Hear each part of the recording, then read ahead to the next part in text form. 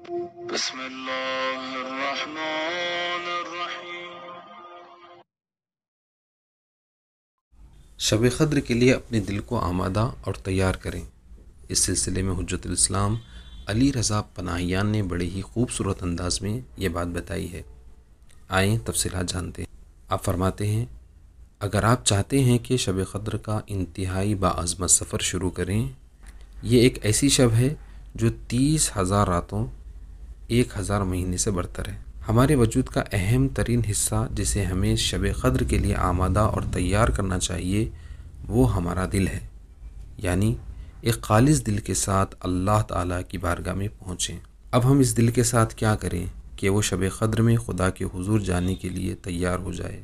یہاں ہم روایات اور موجودہ علامات کی مجموعے کی بنیاد پر شب قدر میں اللہ کے حضور حاضر ہونے کے لیے دل کی پاکیزگی کی شرائط کی فہرست بیان کریں گے۔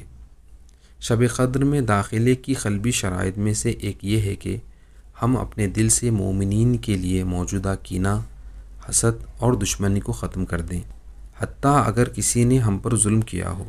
البتہ ہمارے اوپر ظلم کرنے والے سے مراد استکبار، ظالمین، زیونسٹ اور منافقین نہیں، ان کا حساب کتاب الگ ہے۔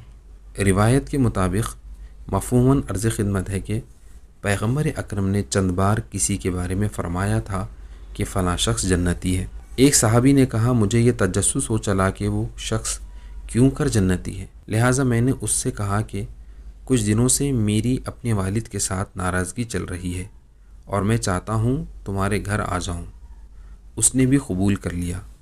میں اس کے گھر گیا اور 3 راتیں رکا، لیکن اس مدت میں نے دیکھا کہ وہ نہ کوئی خاص عبادت جیسے نماز شب وغیرہ پڑھتا ہے اور نہ ہی اس کے کردار میں کوئی انتہائی اہم چیز موجود ہے۔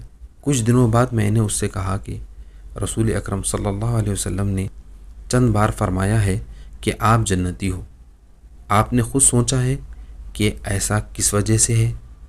اس شخص نے جواب دیا کہ شاید اس کی وجہ یہ ہو کہ میں اپنے دل میں کسی بھی مسلمان کے لیے کینہ یعنی دشمنی نہیں رکھتا اور کسی کے لیے برا نہیں چاہتا۔ وہ تمام لوگ جن سے ممکن ہے کہ ہمیں برا لگتا ہو، اور حتیٰ کہ وہ لوگ جنہوں نے ہم پر ظلم کیا ہو اور شاید لازم ہو کہ اسے سزا بھی دی جائے، لیکن وہ بالآخر اللہ کے بندے ہیں اور خدا کو یہ بات پسند نہیں ہے کہ ہم اس کے بندوں کے بارے میں کینہ اور دشمنی رکھیں۔ جن لوگوں نے آپ کو اذیت دی ہے ان کے حوالے سے کینہ پروری اور دشمنی کرنے کے بجائے آپ خدا سے یہ دعا کر سکتے ہیں کہ اللہ اس میں موجود برائی سے آپ کو بچا لے تاکہ آپ اس کی اذیتوں سے محفوظ رہیں۔